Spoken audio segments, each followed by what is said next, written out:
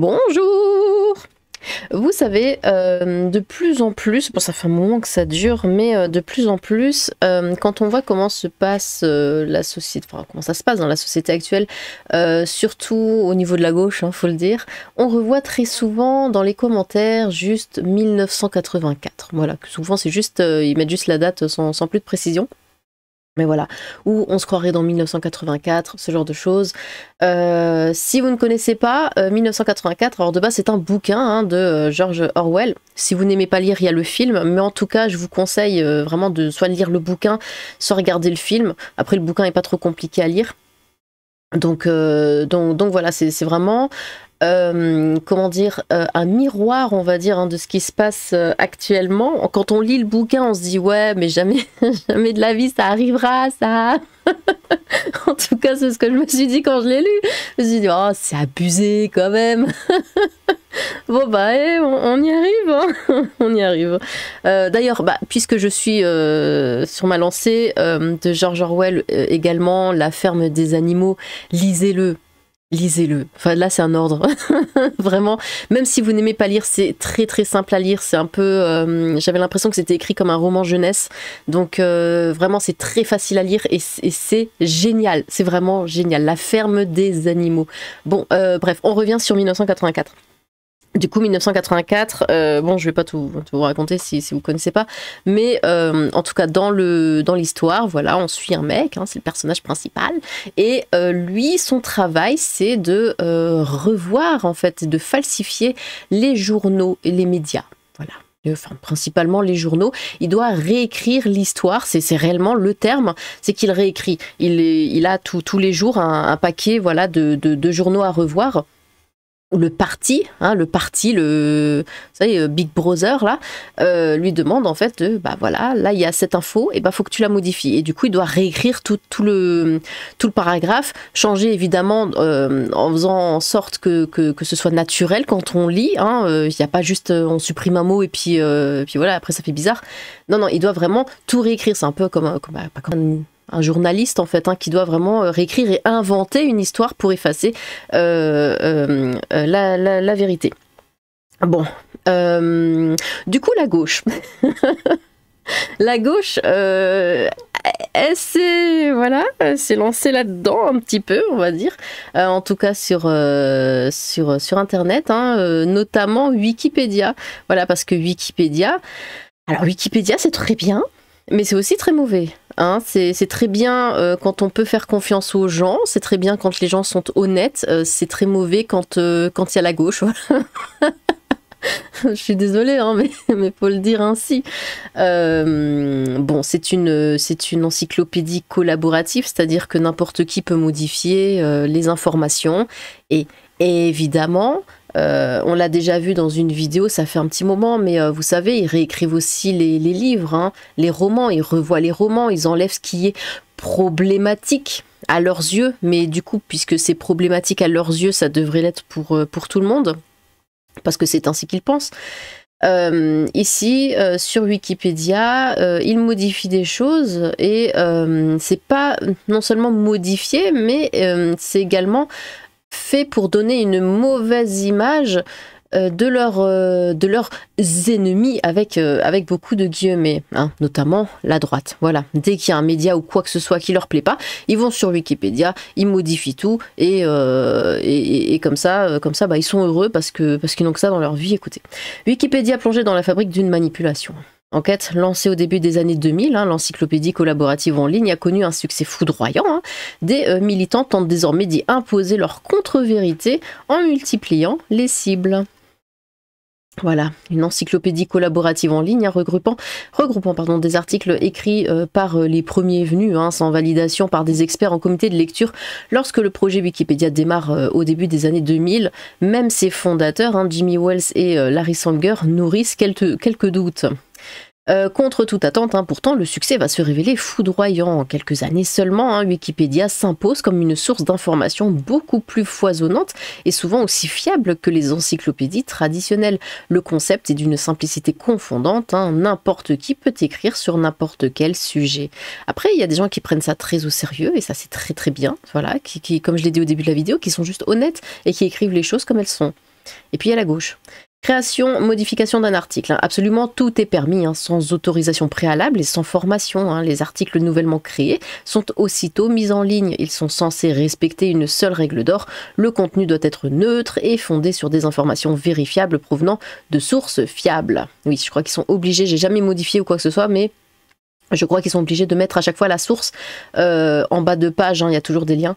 Dans un second temps, une communauté de bénévoles relie et corrige. La Wikimedia Foundation, créée en 2003 et basée en Floride, intervient le moins possible dans les contenus. Les coûts, magie du bénévolat, sont dérisoires, pourtant ils ont quand même demandé de l'argent, fut un temps. L'association Wikimedia France, qui fête ses 20 ans cette année, supervise environ 2,65 millions d'articles en ligne en 2023 avec moins de 15 salariés et seulement 1,49 million d'euros de budget. Seulement, j'aime bien. Aucune ressource publicitaire. Wikimedia France, qui a eu l'agrément de l'éducation nationale, reçoit son argent principalement de la Wikimedia Foundation. Alors, l'agrément de l'éducation nationale. Mais pourtant, je crois savoir qu'en classe, les profs n'arrêtent pas de dire « N'allez pas sur Wikipédia !» Faites les choses de vous-même. Donc du coup, la Wikimedia Foundation américaine, 445 000 euros de subventions, 375 000 euros et de dons de particuliers, 595 000, je vais y arriver, euros. Rumeurs malveillantes. Les audiences sont impressionnantes avec 3,8 millions de visiteurs par jour. Wikipédia fait partie des 10 sites francophones les plus visités. C'est vrai que moi-même, j'y vais très souvent. Pour vraiment un truc à la con, quoi. De toute façon, c'est ce qui apparaît en premier. Je tape le nom d'un truc et puis pouf, j'ai le Wikipédia. Je suis bon, bah allez, hop. Bien entendu, les canulars pleuvent. Wikipédia les déjoue rapidement grâce à la vigilance collective des contributeurs, assistés par des robots anti-vandalisme. Les articles sur la mouche Tsouin-Tsouin ou sur l'abolition de l'heure du thé en Angleterre n'ont pas survécu longtemps. Malheureusement, il existe des plaisanteries qui s'éternisent et qui ne font rire personne à mesure que la communauté de bénévoles s'élargit. Les pages criblées de fausses informations et de rumeurs malveillantes se multiplient. Sans que Wikipédia France informé y trouve à redire, le modèle collaboratif aurait-il atteint ses limites ? Dans sa version francophone, l'encyclopédie voit environ 17 000 contributeurs effectuer au moins une modification dans le mois. Parmi eux, 150 administrateurs forment une élite, vétérans du site, arbitres des conflits entre auteurs. Ils sont en mesure de suspendre provisoirement ou définitivement ceux qui dépasseraient les bornes. Hélas, ces administrateurs ne sont eux-mêmes pas toujours neutres, mais de toute façon on ne peut pas être neutre, on ne peut pas faire confiance à l'être humain. Voilà, là c'est dit, là c'est clair, on ne peut pas faire confiance à un être humain. Et ils ne peuvent pas être partout, lorsqu'une poignée de contributeurs militants, très organisés, rassemble une coalition de circonstances pour dévoyer totalement un article de l'encyclopédie, rien ne peut les arrêter. Le glyphosate, cas d'école. Thématique, entreprise, personnalité, les exemples regorgent de pages totalement polluées par des groupes motivés, par des agendas politiques ou idéologiques, les deux plaies de notre société, n'est-ce pas? La page consacrée au sulfureux glyphosate est un cas d'école. Dans sa version anglaise, l'article qui lui est consacré traduit le consensus.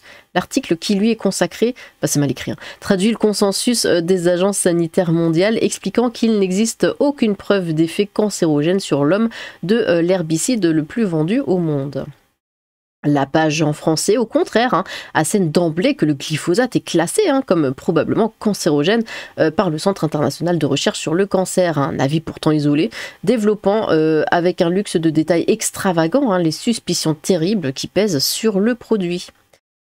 L'historique des interventions sur la page étant transparent, chacun peut vérifier qu'une seule personne intervenant sous le pseudonyme de Factsaury est responsable de 22% des modifications faites sur la page du glyphosate et de l'immense majorité de celles qui insistent sur sa dangerosité présumée. Voilà, une personne essaye de changer absolument toute l'histoire. Le Point a identifié Factsaury, maître de conférences en informatique à l'université de Lille.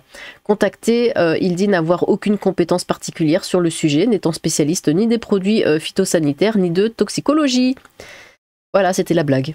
Son acharnement contre le glyphosate est une croisade personnelle contre l'avis de l'écrasante majorité des scientifiques. Il pense que le produit est une catastrophe sanitaire et milite activement pour que la société entière s'aligne sur ses vues. Voilà, le problème numéro 1. Diderot d'Alembert et moi, l'œuf inférieur, ok bon. Faxori n'aime pas être contredit, sa virulence qui lui a valu d'être bloqué par les administrateurs de Wikipédia sur plusieurs pages s'étend assez contradicteur. L'association française pour l'information scientifique, l'AFIS, qui l'injurie copieusement sur son blog et Le Point. L'informaticien inonde les réseaux sociaux de messages dénigrant l'hebdomadaire qu'il accuse de donner la parole à des experts en désaccord avec ses vues. Il rédige des modèles de plainte invitant ses lecteurs à... Mais il n'a pas de vie, qu'est-ce que c'est que ce mec? Invitant ses lecteurs à saisir le conseil de déontologie journalistique et de médiation contre le journal. Il fournit clé en main les argumentaires. Vous savez à quoi ça me fait penser ce genre de choses quand on a comme ça un mec enfin, je sais pas, qui se donne tellement, qui donne tellement de sa personne pour aller comme ça à l'encontre de l'avis de tous les scientifiques, ce genre de choses, mais qui vraiment paraît extrêmement toxique, vous savez. Alors bon, c'est tiré par les cheveux, évidemment, parce que ça sort de ma tête, donc forcément. Mais voilà, j'ai toujours l'impression que c'est un mec, vous savez, qui vient du futur comme ça, et qui a vu que le glyphosate allait tuer, allait détruire le monde, vous savez. Et du coup, dans le futur, forcément, il y a des machines à remonter le temps, il y a des trucs, ils sont pas à l'âge de pierre comme nous. Et du coup, ouais, il est retourné comme ça en 2023-2024 et pour mener son combat, pour sauver son propre futur. Non, franchement, je vois pas d'autre raison de se comporter comme ça, à part ça, quoi. Je vois pas d'autre raison. Peut-être qu'il vient du futur, on ne sait pas. Le CDGM, au nom ronflant, est en réalité une simple association, non reconnue par le syndicat de la presse magazine et d'information, et ne représentant que sa centaine de membres, dont plusieurs ne sont pas journalistes. En un mot, Faxori est un militant. Ils sont chiants, les militants. Et sur Wikipédia, comme dans la rue, les militants actuels, écologistes radicaux, s'organisent avec une efficacité redoutable. Ouais, on va le dire ainsi. Le Point devient une cible. Depuis plusieurs mois, une poignée de radicalisés 2.0 ont ainsi entrepris de donner du Point une image calamiteuse, notre magazine étant présenté sur Wikipédia comme d'extrême droite, d'une déontologie et d'une fiabilité douteuse. On lit par exemple sur Wikipédia que, de manière récurrente, Le Point s'est livré à des actes de diffamation à l'encontre du monde diplomatique. Assertion surprenante, jamais le monde diplomatique n'a fait condamner Le Point pour diffamation. Le journal n'a pas davantage été condamné pour concept fumeux, souvent mobilisé pour intimider les critiques de l'islam radical. Pour étayer leur accusation, oui, ça c'est la base. Tu critiques cette religion, pas les autres. Attention, pas les autres, là les autres on s'en fout. Mais tu critiques celle-là, c'est fini. Tu es voilà, immédiatement. Même si tu dis, ouais, je suis pas trop sûr d'eux, islamophobe. Tout de suite. Pour étayer leur accusation de manquement déontologique, les contributeurs de la page s'appuient sur des sources secondaires, comme le veut le règlement, constitué d'articles issus de blogs militants ou d'avis rendus par le CDJM, lui-même instrumentalisé, la bouclée. La charte de Wikipédia interdit l'importance disproportionnée, c'est-à-dire de faire enfler démesurément un aspect mineur d'un sujet. Les contributeurs n'en ont cure, certains articles du Point traitant des questions de genre ou de l'écologie radicale leur ont déplu, faute de pouvoir contester des enquêtes solides. La manœuvre consiste à saper la crédibilité du messager dans son ensemble. Parler de l'attentat du Bataclan, à ce point. La moitié de la page Wikipédia du Point a été rédigée par une contributrice nommée J.M. Guyon. Nous pensons l'avoir identifiée. Ce serait une traductrice et rédactrice indépendante basée dans le sud de la France. Pour étayer ses accusations envers Le Point, J.M. Guyon cite une étude selon laquelle, entre 2013 et 2015, 86% des couvertures du magazine portant sur l'islam sont négatives. En même temps... Bah, c'est juste la réalité, hein. Un chiffre amalgamant, hein, sans scrupule, islamisme et taxant les couvertures de 2015 sur la tuerie de Charlie Hebdo ou sur les attentats du Bataclan. Mais foutez-la en tôle. Enfin, ça veut dire... Enfin, c'est que... Non, foutez-la en tôle. Ça, c'est pas normal. Donc, tu parles de ces trucs-là, ça veut dire que t'es islamophobe. C'est quoi le message derrière ça? Faut applaudir? Mais foutez-moi ça en tôle. Les obsessions de J.M. Guyon basculent parfois dans le loufoque. Elle est intervenue sur la page biographique de notre directrice de la rédaction, Valérie Toragnan, l'accusant d'avoir donné à l'hebdomadaire féminin Elle, qu'elle a dirigé de 2002 à 2014, une orientation proche de l'extrême droite. Il n'était pourtant question que de défendre les femmes contre l'oppression de l'islamisme radical. Bah oui, non, mais t'as pas le droit de critiquer. J.M. Guyon est épaulé dans son incessant travail de sape par quelques contributeurs, parmi eux, Si j'y suis, lui-même en lien avec Faxori, sur certaines pages de l'encyclopédie comme par hasard, ainsi que Lewis Iskrazi. Nous avons également identifié ces deux wikinautes expérimentés. Ils sont respectivement professeurs d'histoire. C'est ça le plus triste. J'allais dire le plus drôle, mais non, c'est le plus triste. Professeur d'histoire à Rennes et directeur de recherche dans un laboratoire de chimie rattaché au CNRS à Marseille. C'est pas des idiots, c'est pas des gens stupides, c'est pas des cassos.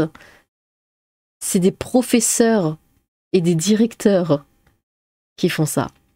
Et c'est ça qui est terrifiant. Ces contributeurs qui ont tous décliné nos demandes d'entretien ont des idées très arrêtées sur de nombreux sujets. Pour Lewis Iskrazi, par exemple, il est innovable d'écrire que les meurtriers présumés de la petite Lola en 2022 et de l'étudiante philippine Le Noir de Carlan en 2024 étaient respectivement une Algérienne et un Marocain sous obligation de quitter le territoire français. Voilà, on n'a pas le droit de le dire parce que sinon on est... Et c'est juste un fait, c'est la réalité. Et on n'a pas le droit de parler de la réalité. Il a retiré le rappel de ces deux affaires dans l'article consacré aux OQTF et censure fréquemment les références au point sur Wikipédia. Wokisme, islamisme, écologie radicale. Notre magazine n'est évidemment pas la seule cible des activistes de l'encyclopédie en ligne qui peuvent s'appuyer dans leurs multiples croisades sur un faisceau de sources dont la fiabilité selon eux n'est pas discutable. Attendez, le prof d'histoire dont on parle là, est-ce que ce n'est pas le prof d'histoire qui chasse les signes religieux là partout en France dont j'avais parlé? Télérama, Mediapart, arrêt sur image, Reporter, Libération, etc. La vérité est à gauche, tendance ultra-progressiste, et quiconque aura osé une analyse critique du wokisme, et en particulier des excès des militants de la cause trans, ou tenu une ligne intransigeante face à l'islamisme ou face au dogme de l'écologie radicale, sera frappé de leur foudre. Le wokisme, islamisme, écologie radicale, voilà le tiercé gagnant des sujets sensibles qui exposent à des représailles sur Wikipédia. Bah dis donc, heureusement que j'ai pas de page wiki, le point coche toutes les cases. C'est également le cas de Caroline Fourest, directrice de la rédaction de Franc-Tireur, contrainte de composer avec une page très à charge, insistant lourdement sur ses présumés mensonges et entorses à la déontologie, là encore sous l'influence de quelques contributeurs. On découvre aussi, si l'on se fie à la page Wikipédia d'Eugénie Bastier, que celle-ci fait de la poésie avec Renaud Camus, inventeur de la théorie du grand remplacement. En réalité, cette éditorialiste du Figaro avait exprimé son désaccord avec l'auteur sous forme de vers en 2015 sur les réseaux sociaux. Oui, mais elle lui a parlé, et que forcément elle est d'accord. Délit d'opinion. Depuis des années, des wikinautes s'acharnent à la présenter comme la pire des réactionnaires. J'en ai perdu le sommeil à une époque, confie l'éditorialiste. Et puis j'en ai pris mon parti. Quand on est attaqué sur Wikipédia, il faut se dire qu'on n'a pas le droit de se défendre, sauf à être accusé de faire de l'autopromotion. À la manœuvre contre Eugénie Bastier, encore, Lewis Iskrazi et Si j'y suis, l'animateur Mac Lesguy s'est heurté au même mur. Au prétexte qu'il défend l'agriculture conventionnelle, il est présenté comme vendu au lobby de l'agro-industrie. Il lui a été fortement déconseillé d'intervenir sur sa propre page, sabotée là encore par des anonymes. Et ce qu'on peut remarquer de ça du coup, c'est qu'ils ne sont pas beaucoup. Là, ça tourne autour des 3-4 mêmes pseudos qui font chier le monde entier. Tout le temps, en permanence, sans s'arrêter, H24, 7 jours sur 7. C'est une minorité. hein, qui rend la vie impossible à la majorité. Toujours. La géographe Sylvie Brunel, hein, engagée pendant 17 ans à Médecins sans frontières, hein, puis à Action contre la faim, est frappée du sceau infamant, hein, de climato-sceptique, hein, ce qu'elle n'est pas, pour avoir osé relativiser dans le passé l'ampleur du réchauffement climatique et dénoncer des discours alarmistes aveugles, hein, selon elle, aux besoins du tiers-monde. Pour ses détracteurs, le délit d'opinion est avéré. En vain, elle tentera de faire modifier sa page, hein. Wikipédia n'est plus une encyclopédie, juge-t-elle, c'est un réseau social qui ne dit pas son nom. Et... Censure partielle. Ah oui, en plus d'ailleurs, c'est vrai que apparemment, on n'a pas si on a une page Wikipédia, on n'a même pas le droit de la modifier soi-même. J'avais déjà entendu des histoires comme ça par le passé, des gens qui voulaient modifier leur propre page, des personnalités, hein, bah pouvaient pas, voilà, tout simplement. Censure partielle, le sociologue Marcel Gaucher, un cofondateur de la revue Le Débat, a eu plus de chance.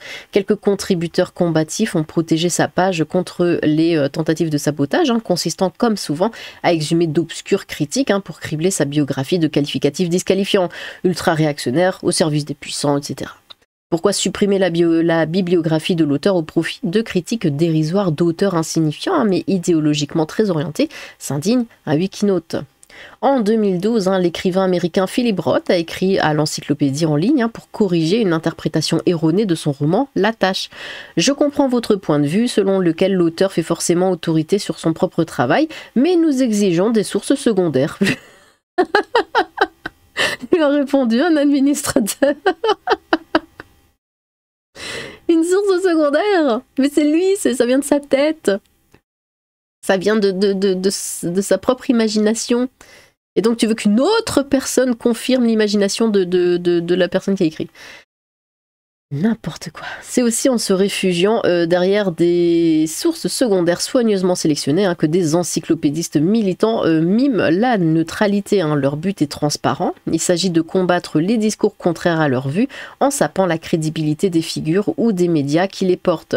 Dans les discussions en ligne, hein, il a ainsi été sérieusement question l'an dernier de bannir Le Point, hein, des sources recevables sur Wikipédia. La manœuvre était énorme, des wikinautes ont protesté. Pour contourner l'obstacle, un contributeur intervenant sur le pseudonyme de Huawei avait suggéré une censure partielle. Le Point ne serait plus recevable, hein, sur les sujets en rapport, selon lui, avec l'immigration, fait divers, politique étrangère, Burkini, hein. Vaste programme, hein, déjà partiellement mis en œuvre. Nos informations exclusives, hein, sur Rima Hassan ont été plusieurs fois censurées sur Wikipédia.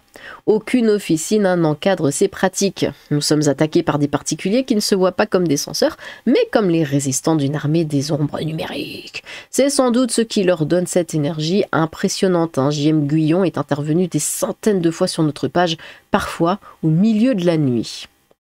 Mais ils n'ont rien d'autre dans leur vie. Prise pour cible, hein, contactez Wikimedia France botte en touche. Hein, l'association s'arbitre derrière une clause générale de non-responsabilité. Elle ne se rend pas responsable de ce que publient les contributeurs. Y compris lorsqu'ils font partie, comme J.M. Guyon, des 100 pages, hein, cette association de droit suisse créée en 2016 pour lutter contre les déséquilibres de genre sur les articles de l'encyclopédie. Les déséquilibres de genre vit pourtant en symbiose avec Wikimedia France qui lui a versé plusieurs dizaines de milliers d'euros ces dernières années. Jusqu'en 2024, en novembre 2024, un Capucine Marin du Brocavoisin, trésorière des 100 pages, hein, était aussi présidente de Wikimedia France, prompt à avoir de la partout, hein. Les 100 pages ont largement diffusé ce travers sur Wikipédia. La page de J.K. Rowling, hein, évidemment, dans ce registre, hein, atteint des sommets. Les accusations de l'autrice mondialement célébrée de la série littéraire Harry Potter, hein, occupent des paragraphes entiers. Wikipédia la présente comme une négationniste, hein, niant la persécution des personnes par les nannies et les autodates de 1933, ce qui ferait ressurgir les accusations larvées de la série Harry Potter. Comprenne qui pourra, hein. Les voix raisonnables ont perdu ce qu'on appelle dans le jargon de Wikipédia la guerre d'édition. Prise pour cible hein, par d'autres croisés, dont l'inépuisable Factsaurie, Géraldine Wosner, hein, rédactrice en chef au Point de Guerlas, a obtenu la suppression pure et simple d'une page totalement à charge, hein, créée sans qu'elle le demande en 2022. Dans le cas du Point, un tel retrait serait, difficilement concevable. Il est légitime que le premier hebdomadaire un généraliste de France apparaisse dans l'encyclopédie en ligne. Hausser les épaules et ignorer les critiques? Dangereux. Les algorithmes de recensement des moteurs de recherche accordent un grand crédit à Wikipédia. Un média souvent cité hein, sera considéré comme fiable. Ces articles remonteront plus haut dans les résultats de recherche. Tenter de bannir le Point des sources admises n'est donc pas anodin. Miner l'audience de notre site, voilà le but. La partie n'est pas perdue, hein. Courant septembre 2024, Huawei a été temporairement banni de Wikipédia pour propos en attendant, le constat demeure, mais de toute façon toujours pareil, hein. C'est toujours les mêmes. Le constat demeure, hein, une poignée de contributeurs hyperactifs peut transformer une page Wikipédia en chasse gardée et travestir la réalité pendant des mois, voire des années. Que reste-t-il d'une encyclopédie quand elle a perdu toute crédibilité? Bah oui, on ne peut plus faire confiance à personne. Je l'ai dit, l'humain, on ne peut pas lui faire confiance parce qu'il a ses partis pris, ses idéologies. Surtout l'idéologie. Dès qu'il y a de l'idéologie derrière, c'est fini. Après, il y a des gens là comme là, c'est que, je le répète, c'est que quelques pseudos, hein. C'est pas non plus la majorité, mais il y en a comme ça qui sont juste complètement dingues. Et c'est des professeurs, c'est ça qui est terrifiant.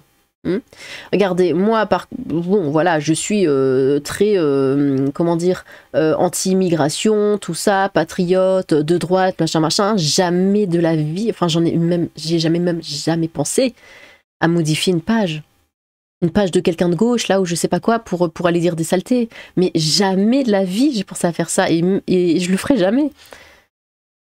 Mais eux le font, voilà. Eux s'octroient le droit hein, de tout modifier comme ils le souhaitent.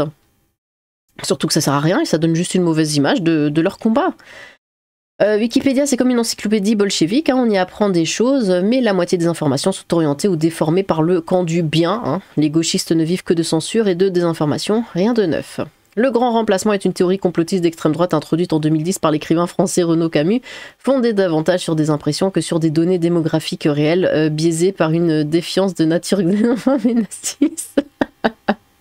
Voilà. Bah écoutez, moi quand je sors de chez moi, j'habite dans un village et que je vois la mama africaine avec son gamin sur le dos là, et elle est habillée avec son boubou là, ou je sais pas comment ça s'appelle. Bon bah un petit peu de grand remplacement quand même, hein. La vérité est l'ennemi de la gauche. C'est pour cela qu'ils travaillent hein, à la modification du réel quand il ne leur est pas bénéfique. La gauche c'est une usine à falsification de l'histoire et des sciences. Ils ne savent faire que cela, hein, les militants d'extrême gauche, hein, mentir, tricher, diffamer, bah, c'est le seul moyen de mettre leur idéologie en avant, leur combat, parce que personne ne veut les suivre, vu que ça sert à rien, ça mène à rien leur truc. Mis à part pour des choses fixes que genre géographie, nom de ville, historique de marque, je ne passe plus du tout par ce truc. Comment? Bah c'est simple, en déviant la réalité sur chaque sujet. Wikimedia, hein, c'était déjà ainsi que je l'appelais en 2006. C'est la conséquence logique hein, de la destruction de notre école hein, qui a précédé d'au moins 2 générations le naufrage intellectuel que nous constatons aujourd'hui. Nombre de Français désormais se suffisant du prêt-à-penser que leur sert la gauche, la même qui a détruit l'école. Je faisais des dons à Wikipédia, mais ça c'était avant. En contrôlant les narrations, ils influencent les représentations sociales et les comportements. Les vérités imposées par ces militants, comme celles sur J.K. Rowling ou Marcel Gaucher, hein, ne sont que des exemples de la lutte pour la domination discursive. Bon. Eh bien, dites-moi, vous. Oui, vous, là, vous. Est-ce que vous allez sur Wikipédia? Est-ce que votre image de Wikipédia a changé? Moi, je sais pas, moi ça va. J'ai pas l'impression de... Après, je vais pas sur des pages comme J.K. Rowling ou quoi, donc je le vois pas forcément. Moi, je regarde des trucs à la con, hein. Donc je le ressens pas réellement, voilà. Mais est-ce que vous avez vu déjà des trucs mais complètement dingues sur une page où vous dites mais attendez, mais ça n'a rien à faire là, ou ce genre de choses. Est-ce que vous créez des pages de Wikipédia d'ailleurs? Parce que je connais personne, moi, qui écrit vraiment sur Wikipédia. Est-ce que vous avez déjà créé des choses ou modifié des choses? Bon, et bien, racontez d'ailleurs comment ça se passe, hein, ce que vous devez faire, parce que ça peut être intéressant. Eh bien, n'hésitez pas à vous exprimer dans les commentaires. J'ai hâte de vous lire. Sur ce, tchou!